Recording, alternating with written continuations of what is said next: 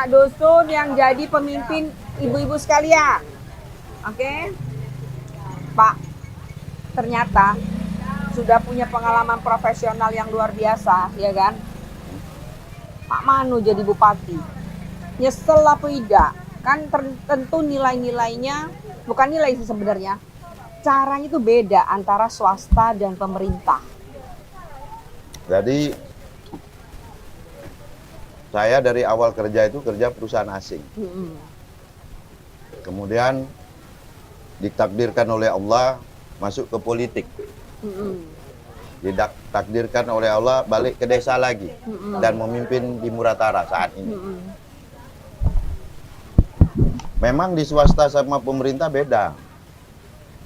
Tapi jabatan yang diemban ini cobaan Allah. Cobaan. Waktu saya pilkada dari wakil bupati sampai sekarang saya bilang,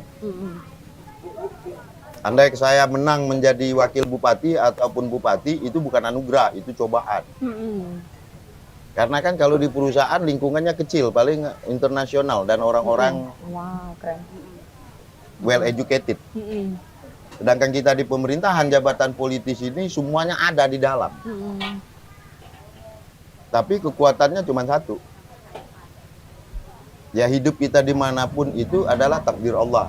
Ya tinggal kita menjalankannya aja dengan baik. Apalagi jabatan publik. Yang sebenarnya disorot semua oleh masyarakat. Nah kekuatan seorang politisi itu ketika memegang jabatan publik itu harus siap dengan bully. Harus siap dengan fitnah, harus siap dengan hoak. Nah itu harus siap. Bukan dia sendiri, tapi keluarganya juga. Betul. Bu Weni. Apalagi saat ini negara kita mengalami demokrasi yang semua orang bisa berbicara. Yang semua orang bisa memframingkan orang lain. Nah tinggal kekuatan kita. Minum kopi dulu lah. Minum kopi dulu.